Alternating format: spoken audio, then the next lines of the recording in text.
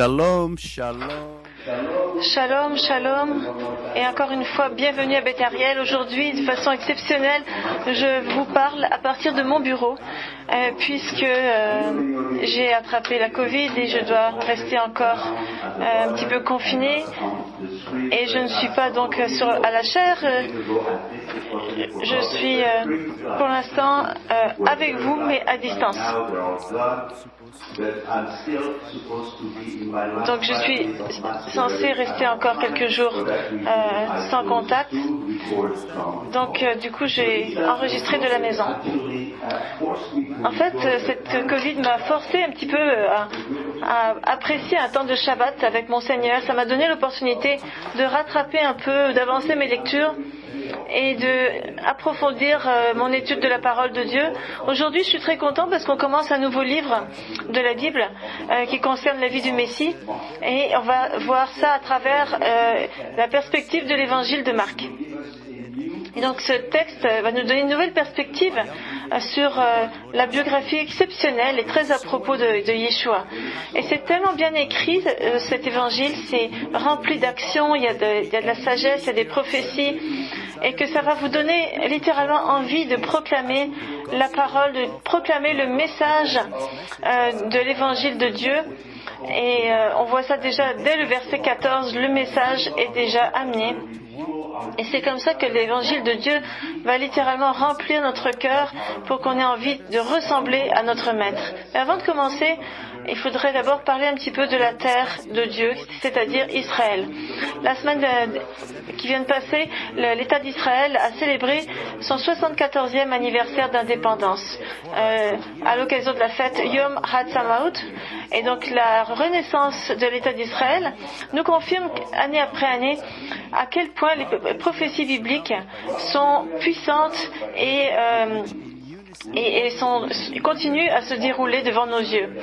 Et donc, alors qu'Israël est entouré d'ennemis qui, à l'unisson, déclarent leur haine d'Israël et leur désir d'annihiler le peuple d'Israël, eh bien, ces ennemis, qui se trouvent d'ailleurs parfois aussi à l'intérieur de la terre d'Israël elle-même, et qui sont de plus en plus remplis de haine, eh bien, malgré tout ça, ce pays est là, existe, parce que c'est en fonction du désir de Dieu, de la volonté de Dieu. La présence d'Israël à notre époque est le fruit de la prophétie que Yeshua avait donnée il y a 2000 ans, justement dans l'évangile de Marc, au chapitre 13, verset 28. Regardez ce qu'il dit en parlant de la parabole du figuier. Il dit « Instruisez-vous par une comparaison tirée du figuier. Dès que ses branches deviennent tendres et que les feuilles poussent, vous connaissez que l'été est proche. » Et cette prédiction a été donnée à peu près à mi-chemin dans les prophéties qui ont été prononcées par Jésus, donc à peu près la moitié de ces prophéties. Et dans ce chapitre, il nous parle du figuier qui représente la nation d'Israël et qui est donc...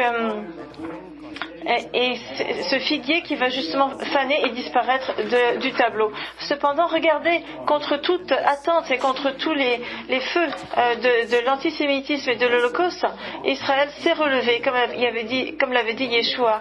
Et c'est arrivé le 14 mai 1948. Malgré toute cette opposition, Israël tient fort, et ça uniquement par la grâce et la volonté de Dieu. Et donc... Et alors que cette prophétie parle des branches et des feuilles, elle ne parle pas encore des fruits dans cette illustration, parce qu'il s'agira de fruits spirituels, comme la proclamation de la parole de Dieu, quand Israël comme Israël a reçu cette mission de le faire.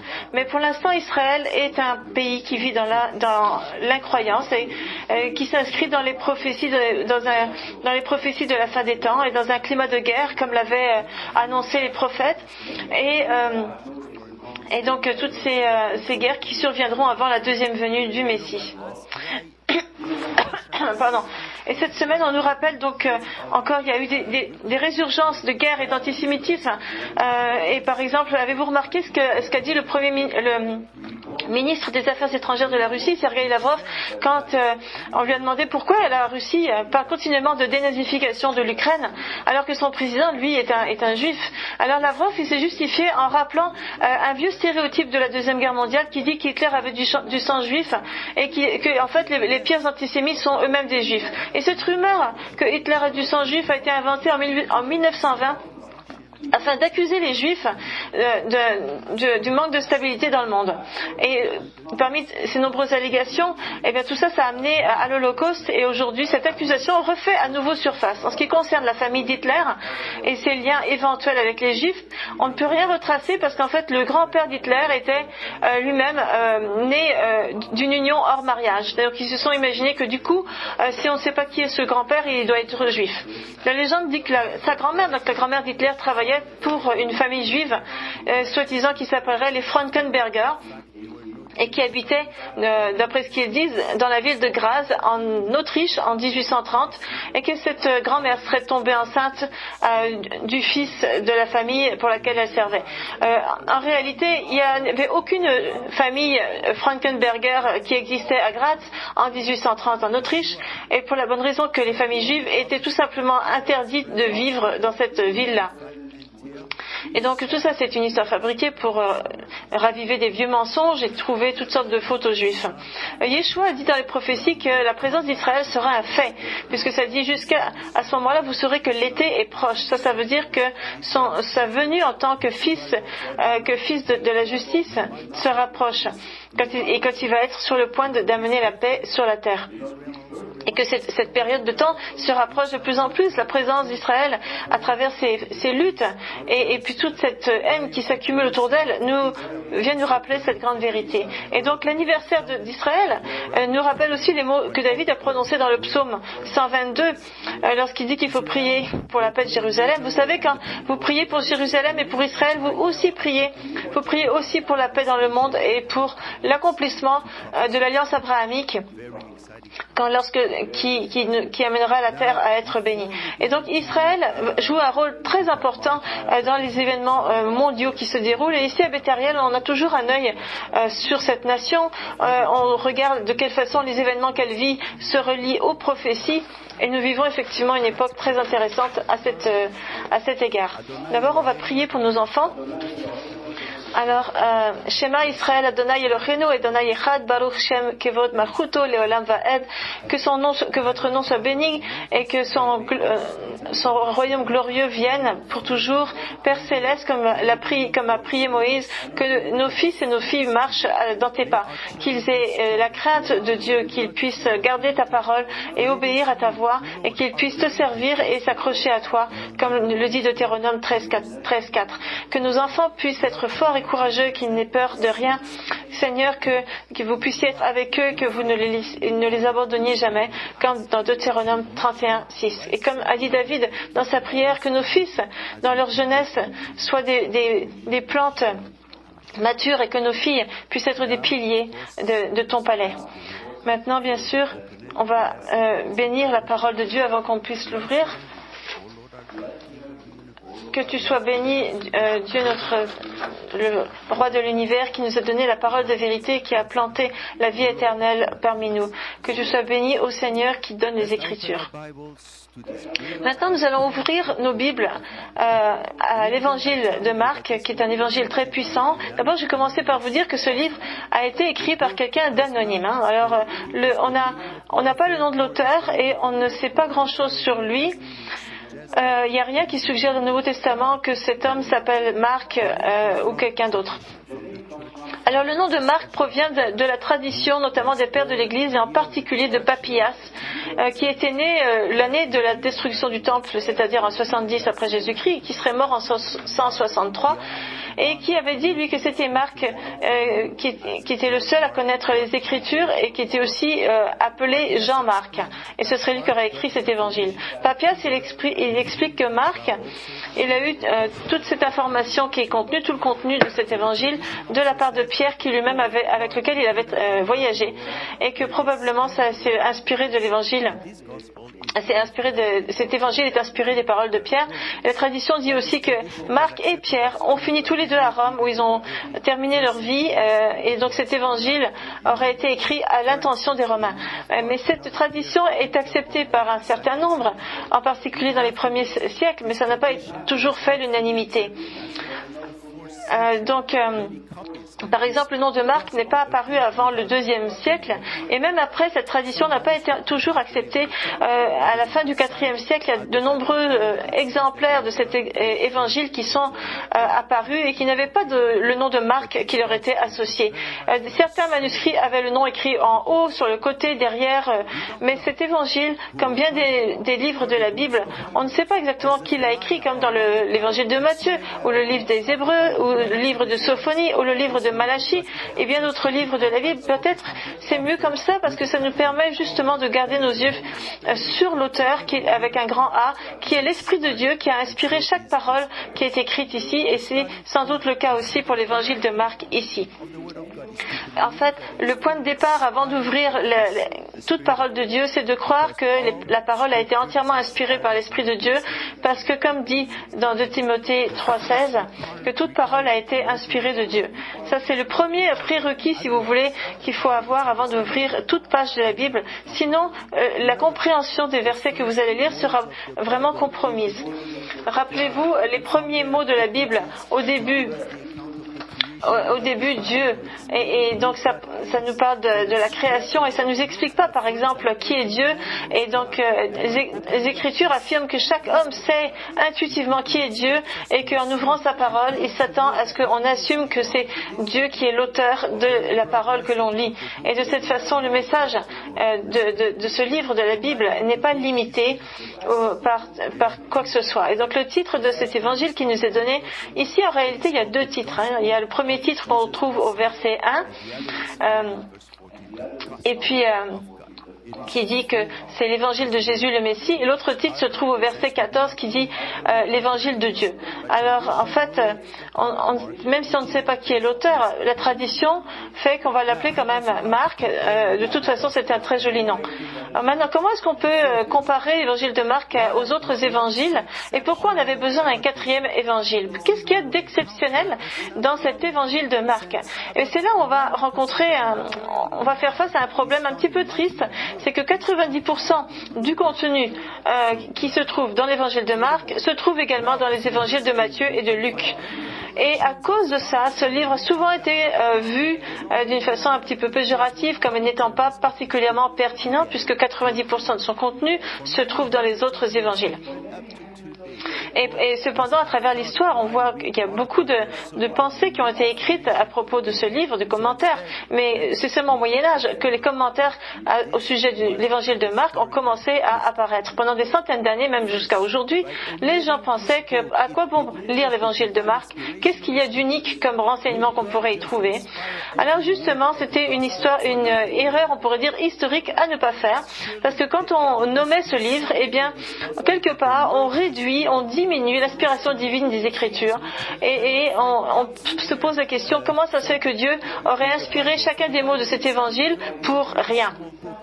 Bien sûr, il y a quelque chose dans cet évangile que le Seigneur a considéré très important, et c'est pour ça qu'il veut nous le transmettre, et qu'on ne peut pas, s'il y a une information qu'on ne trouve nulle part ailleurs, puisque la Bible est quand même un livre relativement petit, et il n'y a aucun matériel, aucun contenu superflu dans la Bible. Et en fait, Marc a mis l'accent sur de nombreux événements de la vie du Messie, mais il ne l'exprime pas de la même façon que les autres évangiles, et il reconstruit les événements d'une autre façon, il nous apporte d'autres facettes à regarder dans la vérité de Dieu. Par exemple, il va souvent ajouter un mot ici et là, ou utiliser un temps grammatical qui parfois ne peut ne pas avoir un sens très clair, mais qui sert à amplifier, à magnifier et à souligner l'événement, à donner une nouvelle portée à l'événement. Alors que ce livre est quand même assez court en longueur, il y a pourtant des répétitions qui sont très intéressantes et qui servent à mettre l'accent ou à focaliser sur l'événement, afin que nous ne l'oublions pas. Par exemple, il y a aussi le rythme de cet évangile est assez rapide. Le lecteur peut se retrouver à vouloir s'arrêter, à réfléchir où est-ce qu'il est rendu, parce qu'il y a il y a une grande rapidité dans l'écriture. Laissez-moi vous donner quelques exemples, par exemple, qui vont vous aider à comprendre à quel point Marc, ou l'auteur en question, était un narrateur de qualité. D'abord, il y a ce temps grammatical qu'il utilise très souvent à travers l'évangile de Marc et qui est typique de son écriture, c'est le présent historique. Et ce temps est très simple et en même temps très puissant. C'est un peu comme si on combinait le passé avec le présent et ça donne un effet d'immédiateté, un effet de maintenant. Et ça nous invite à participer à l'événement comme si on y était. Par exemple, si moi je vous disais j'ai vu un film hier et c'était bien. Bon, c'est une façon assez banale de rapporter un événement. Maintenant, si je vous dis hier, j'ai vu un film et c'était super. Ben là, j'ai changé de place le mot hier. J'ai utilisé un mot et j'ai utilisé le présent aussi. J'ai dit je vois un film hier. Ça fait un peu curieux, mais on dirait pas ça en français. Mais justement, en grec, l'auteur utilise le présent pour parler de quelque chose du passé, afin de faire comme si on y était. Et par exemple, si vous prenez le chapitre 1 de Marc au verset 12, après le récit du baptême de Yeshua, on lit dans les autres évangiles et dans la majorité des traductions de l'évangile de Marc, on lit « Aussitôt l'Esprit poussa Jésus dans le désert ». Mais en grec, dans cet évangile, ça dit en fait « Aussitôt l'Esprit pousse Jésus dans le désert » et non pas « poussa ». C'est un peu comme si le temps présent nous amenait dans cette réalité passée, comme si nous marchions à côté de Jésus qui va être confronté à Satan, et comme si on pouvait ressentir les confrontations et véritablement l'expérience de Jésus. Et il y a encore un autre exemple, c'est quand par exemple Yeshua a prêché en Galilée. Au verset 40, ça dit un lépreux vint à lui et se jetant à genoux, il lui dit d'un ton suppliant, si tu le veux, tu peux me rendre pur.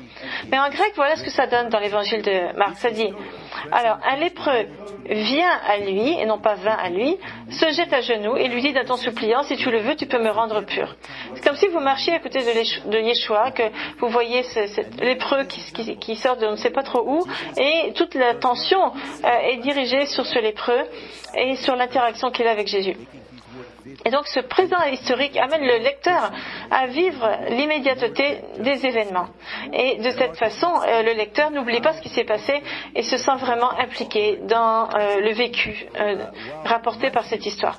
Il y a eu d'autres exemples. Par exemple, Jésus ne disait pas, par exemple, il dit au temps présent. Par exemple, et Marc, l'auteur de l'évangile de Marc, il se prive pas d'utiliser le présent historique à de nombreuses reprises. Par exemple, il l'utilise une vingtaine de fois, alors que Luc, par exemple, va l'utiliser une fois. Et Marc, en tout, il va l'utiliser. Donc j'ai dit que Matthieu utilise 20 fois à peu près le présent historique, mais Marc va l'utiliser environ 151 fois. Donc c'est vraiment quelque chose qui est typique de son écriture. Et aussi, il faut remarquer que la plupart des traductions, parfois même, souvent ne le font pas apparaître. Il faut regarder en grec pour le voir. Et donc la NASB, par exemple, met une petite étoile au-dessus du verbe pour indiquer que ici, en réalité, c'est un présent historique et non un passé qui est utilisé. De plus, en dehors de cet élément grammatical qui amène l'auteur à faire une juxtaposition de deux réalités temporelles, il y a beaucoup plus que ça. Par exemple, dans le texte, qui est beaucoup plus court que l'évangile de Luc ou de Matthieu, Marc, il arrive, malgré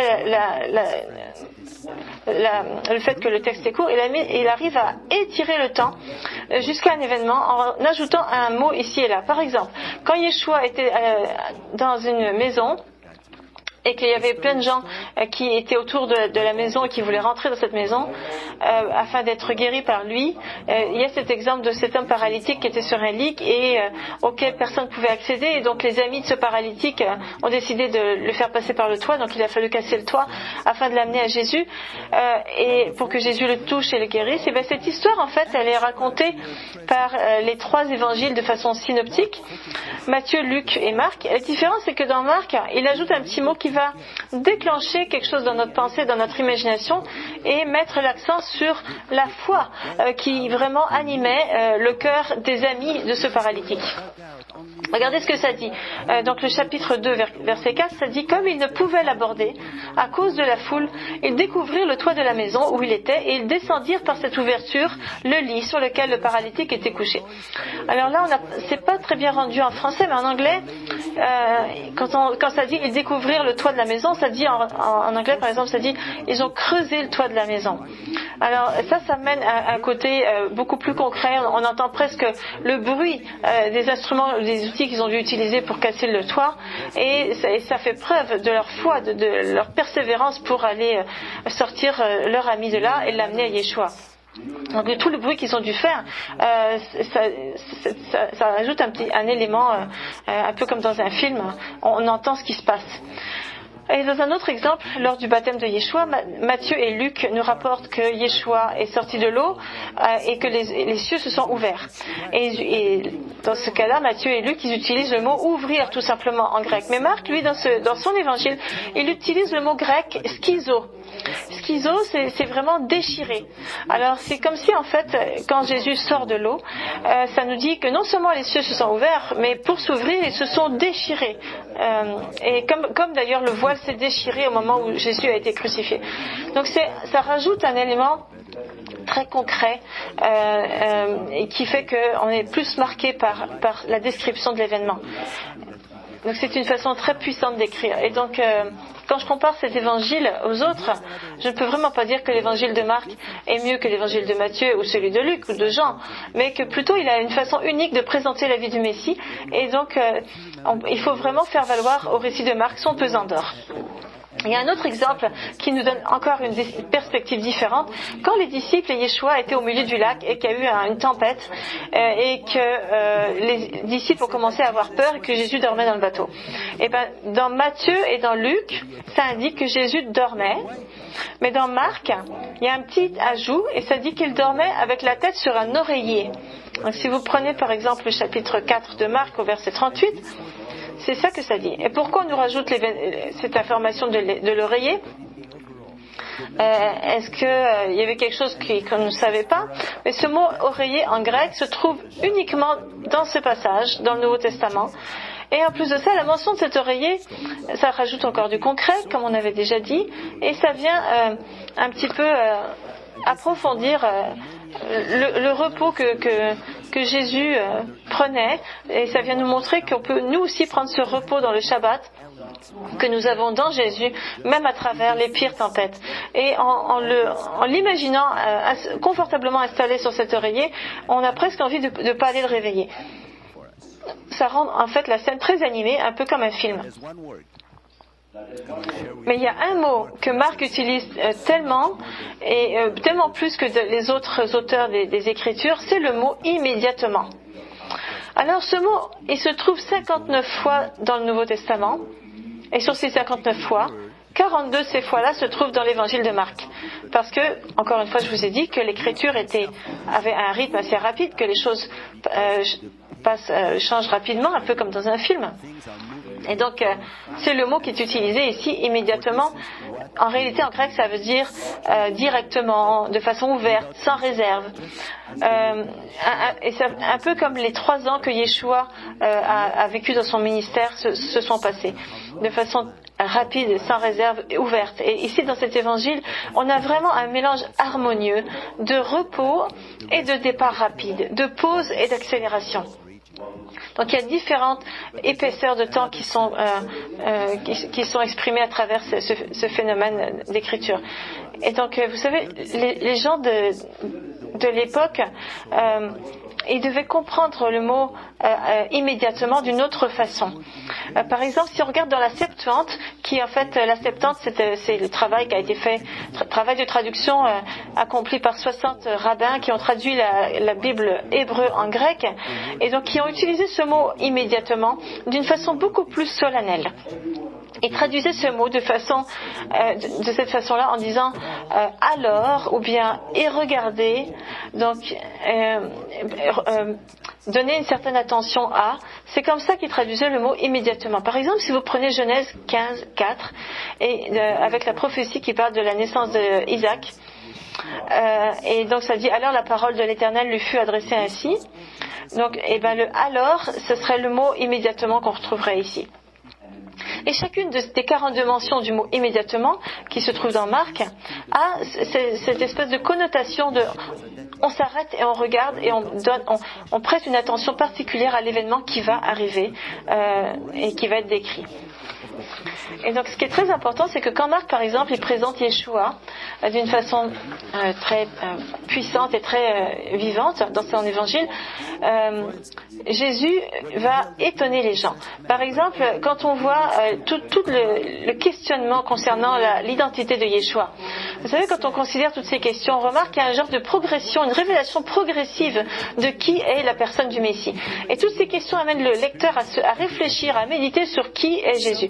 Par exemple, lorsqu'il a guéri un homme possédé du démon, en ordonnant au démon de sortir de la personne, les gens étaient tellement étonnés de son pouvoir. Dans ça, c'est le chapitre 1, verset 27. Et voici ce que ça dit. Tous furent saisis de stupéfaction, de sorte qu'ils se demandaient les uns les autres, mais qu'est-ce que ceci? Une nouvelle doctrine? Ils commandent avec autorité même aux esprits impurs et ils lui obéissent. Quelque chose était en train de se passer en Israël. Le Messie était là. Et les gens étaient témoins des choses qu'ils n'avaient jamais vues auparavant. Même ses disciples étaient continuellement allés de surprise en surprise. Lorsque, par exemple, au milieu de cette tempête, quand Yeshua s'est réveillé, il les a absolument épatés, étonnés, en commandant au vent et à la mer de se calmer. Voici ce qu'ils disent au chapitre 4 de Marc, verset 41. Et ils furent saisis d'une grande frayeur, et ils se dirent les uns aux autres, mais quel est donc celui-ci à qui obéissent même le vent et la mer? Et donc, même, pourtant ils avaient passé quand même pas mal de temps avec lui déjà à ce moment-là, mais ils n'arrivaient pas ils ne pouvaient pas s'empêcher de s'étonner et d'admirer tout ce que Yeshua accomplissait. Maintenant, découvrir Yeshua, ça se fait de façon progressive. Et donc c'est cette question qu'on pourrait se poser en lisant ces versets. Mais dans un autre exemple, Jésus, en s'adressant aux gens dans sa ville natale, donc aux gens qui le connaissaient en tant qu'enfant, qui connaissaient sa famille, son père Joseph, etc., quand ils l'ont entendu parler à la synagogue et qu'ils ont été témoins de tous ces miracles exceptionnels, ils ont été absolument subjugués. Et regardez ce qu'ils disent au verset 2 du chapitre 6 de Marc. Quand le Shabbat fut venu, il se mit à enseigner dans la synagogue. Beaucoup de gens qui l'entendirent étaient étonnés et disaient « Mais d'où lui viennent ces choses? Quelle est cette sagesse qui lui a été donnée? Comment de tels miracles se font-ils par ses mains ?» Il n'était pas uniquement l'enfant qu'ils avaient vu grandir, et ils ne le reconnaissaient pas. Et à un autre moment, lors d'un des procès que Jésus a dû subir, les religieux, les leaders religieux, n'arrivaient pas à savoir qui il était. Ils n'arrivaient pas à comprendre. Et donc, au chapitre 14, verset 61, il y a un grand prêtre qui a dit donc Jésus garda le silence et ne répondit rien. Le souverain sacrificateur l'interrogea de nouveau et lui dit es-tu le Christ, le Fils du Dieu béni? Et le calme et la force intérieure de Yeshua a littéralement envahi le Sanhedrin, qui était l'endroit où étaient les juges, et le sacrificateur lui a demandé s'il était le Messie. Et certainement qu'il devait avoir une petite voix en eux qui leur disait qu'effectivement c'était le oint d'Israël, celui qui a reçu l'onction. Et c'est pour ça que ce personnage, le sacrificateur, s'est mis en colère et a commencé à déchirer ses vêtements parce que la vérité était trop grande pour lui. Il n'arrivait pas à accepter ça. Et Yeshua avait affirmé qu'il était le Messie et le Fils de Dieu.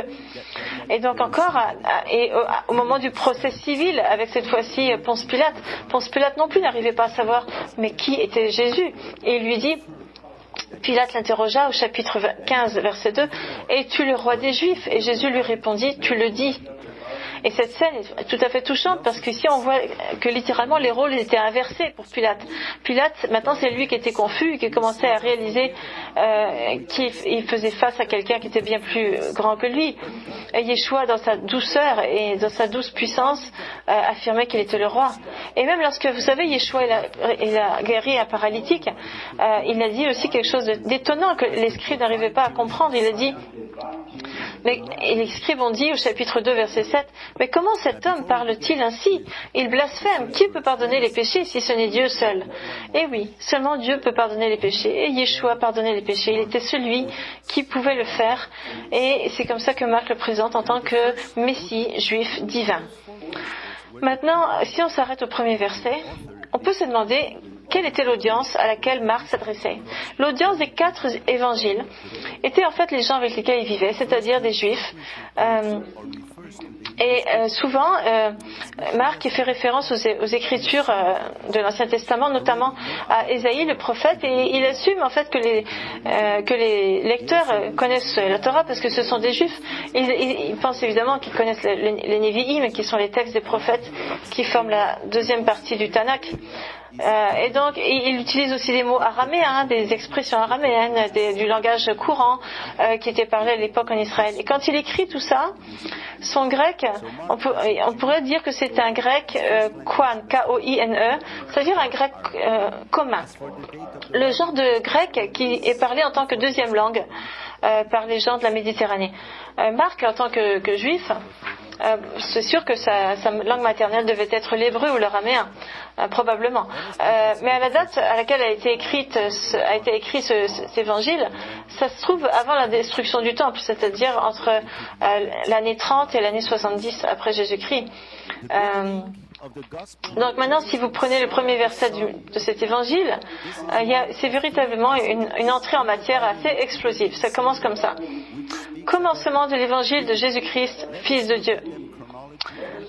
Donc ça, c'est un des 3 passages de la Bible qui commence exactement comme ça. Il y a 2 autres passages dans la Bible que vous devez connaître sans doute, probablement. Donc il commence de façon chronologique. Et la première fois qu'on trouve cette expression, en fait, c'est dans Jean 1.1, comme vous en doutez, et ça dit que ça fait référence au temps avant la création. On nous ramène littéralement en arrière dans un temps qui est l'éternité. Et donc rappelez-vous, Jean 1.1, au commencement était la parole et la parole était avec Dieu et la parole était Dieu.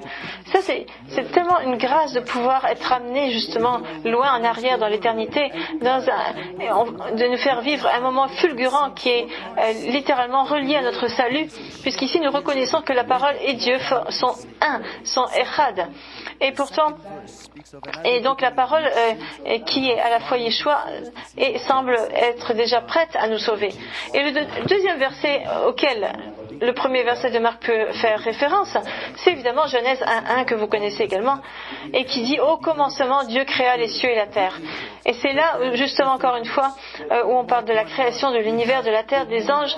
Mais le troisième verset auquel ça peut faire référence, c'est le début de la rédemption, du salut, puisque commencement de l'évangile de Jésus-Christ, Fils de Dieu, Marc 1.1, fait référence, ça fait un peu comme s'il y avait, imaginez ces 3 versets comme 3 segments d'un cercle.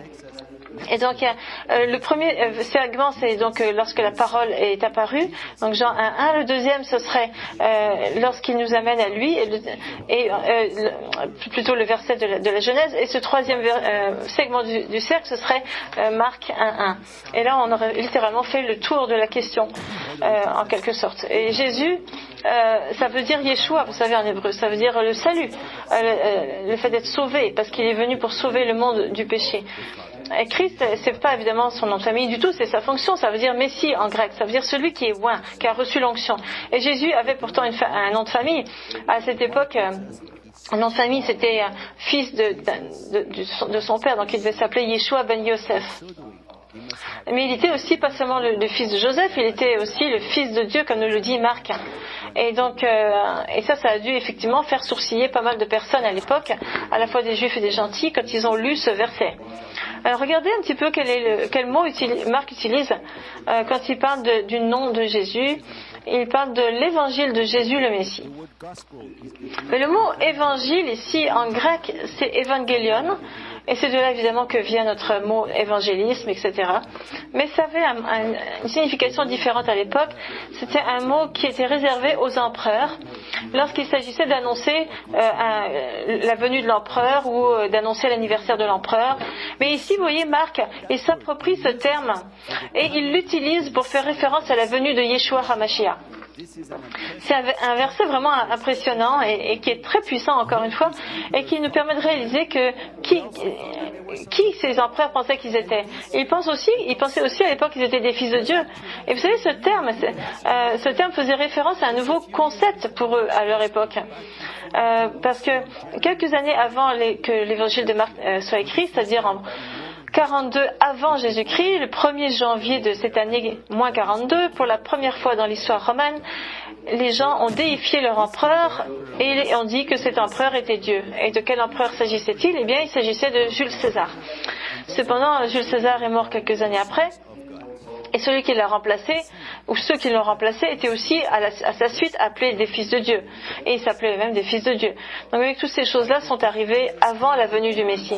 À l'époque, quand Jésus est arrivé, le terme de fils de Dieu était déjà utilisé dans la langue courante par les gens. Il y a même une inscription qui date de 9 avant Jésus-Christ, qui est la fameuse inscription de Prienne, une inscription très connue. Et 2 ans avant que Jésus soit né, il y avait un titre qui était écrit dessus et qui était adressé à César Augustin. Et donc ce mot évangélion était utilisé comme titre de fils de Dieu et associé à César Auguste. Regardez ce qui était écrit sur cette fameuse prienne. Et puisque l'empereur, par sa révélation, a dépassé les espoirs des bonnes nouvelles du passé, et puisque l'anniversaire du Dieu représentait pour le monde le début de ces bonnes nouvelles, donc c'est un peu comme si ici, ça fait pas partie de l'évangile de Marc, ça c'est l'inscription qu'il y a sur Prienne. Mais ce que ça nous dit, c'est que Marc, les termes qu'il utilise à l'endroit de Yeshua, le terme évangélion, le terme de Dieu, c'est du langage courant à l'époque, mais ici c'est associé à Jésus. Et ce titre a été à nouveau utilisé par l'adversaire, par d'autres gens. Ça c'est la signature de l'adversaire. Regardez, le serpent dans Genèse a utilisé ce mot-là. C'est pas la première fois qu'on voit des obstacles, des barrières qui sont dressées par l'adversaire pour empêcher que les plans de Dieu se réalisent. Regardez, quand Adam a été placé dans le jardin d'Éden, le serpent était déjà là, donc Genèse 3:1. Et quand Abraham il a reçu la terre promise et que ça disait dans Genèse 12:6, Abraham parcourut le pays jusqu'au lieu nommé Sichem, jusqu'aux chênes de Morée. Les Cananéens étaient alors dans le pays. Donc il y avait les Cananéens, donc il y avait quand même des obstacles. 400 ans plus tard, lorsque Josué s'est battu pour conquérir la terre promise, on lit qu'il y avait beaucoup plus qu'un Cananéen ou deux. Il y avait 31 différentes nations sur cette terre. Et on voit ça dans Josué chapitre 12 verset 24. 1000 ans plus tard, lorsque David a voulu prendre le mont Moria, qui était le mont sur lequel Abraham et Isaac s'étaient trouvés et sur lequel Jérusalem se dresse, on lit qu'il y avait des Jébusiens qui se trouvaient là. Donc 2 Samuel chapitre 5. Et qu'il a dû se battre pour y arriver. Donc au temps aussi du roi de Juda, quand le roi de Juda est né, et bien Yeshua était le dernier roi de Juda et donc le dernier héritier du trône. Et quand il est né, eh bien il y avait déjà un roi de Juda, mais qui avait rien à faire en fait avec la généalogie des rois, même avec Israël, parce que c'était un descendant des Édomites. En réalité, ce dernier roi, c'était Hérode, et c'est lui qui a essayé de tuer Jésus. Et même plus loin, il y a eu encore d'autres barrières, d'autres obstacles qui sont survenus. Il y a eu plein de faux messies qui ont prétendu être des messies, et donc qui ont essayé d'amoindrir la nouveauté et l'importance de la venue du vrai Messie. Et Joséphus, l'historien juif du 1er siècle, parle de nombre de faux messies qui se présentaient à l'époque où le vrai Messie devait venir, puisqu'il savait, tout le monde connaissait la prophétie de Daniel 9 qui donnait la date exacte de la première venue du Messie, et donc ils voulaient tous endosser ce rôle de Messie, mais nombreux ont été tués et ont disparu dans l'histoire, parce que c'est très dangereux d'essayer de remplacer Yeshua.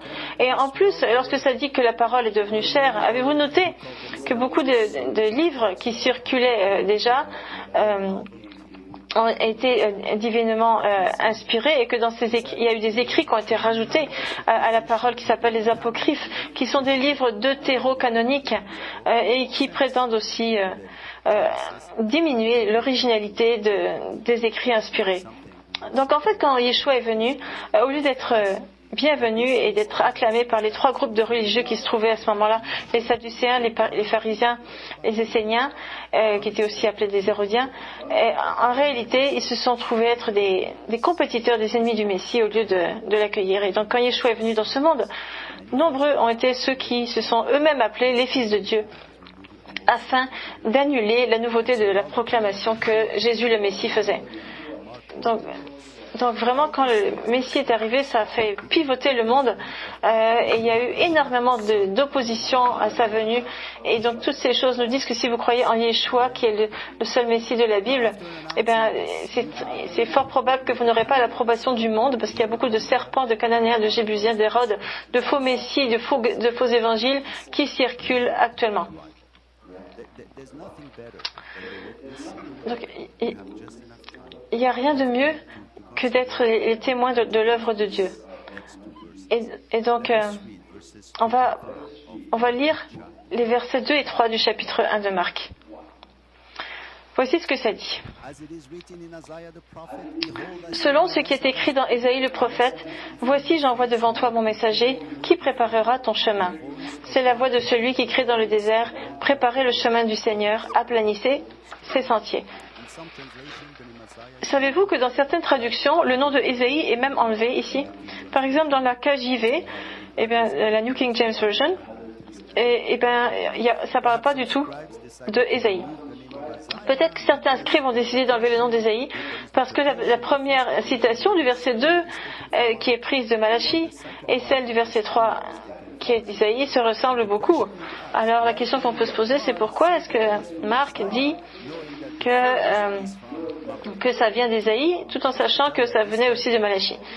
Je peux vous dire que ce genre d'amalgame de prophéties était assez courant à l'époque, en particulier quand il s'agit des manuscrits de la mer morte. Mais pourquoi on a besoin d'amener alors deux prophéties et de dire que ces deux prophéties sont du nom d'Ésaïe alors qu'il y en a une d'Ésaïe et l'autre de Malachie? Ici, vous pouvez voir que Ésaïe, c'est un des premiers prophètes qui a écrit dans la Bible. Il était très connu du peuple d'Israël à l'époque. Il est cité à profusion dans les manuscrits de la mer morte et même dans les lectures hebdomadaires que les Juifs font des prophètes dans la synagogue, cette lecture qu'on appelle la Haftarah. Mais à l'époque, 2/3 à peu près du livre d'Ésaïe était lu et incluait Ésaïe 53. Et Ésaïe à l'époque était donc un prophète majeur, vraiment dominant. Alors que dans le Talmud, on considère que Jérémie est le premier des grands prophètes, d'autres comme les Esséniens considéraient que Ésaïe était le premier des grands prophètes, puisque son livre était celui qui contenait le plus de prophéties messianiques, qui était un sujet sensible à l'époque. Donc en utilisant le nom d'Ésaïe, Marc, il utilise cette même méthode et en fait il englobe tous les témoignages des prophètes, parce que Ésaïe étant le premier prophète et Malachie étant le dernier, avec ces deux, on a véritablement le message prophétique qui nous est complètement et entièrement exposé au sujet du Messie. Maintenant, regardez, ça dit: Voici, j'enverrai mon messager. Il préparera le chemin devant moi.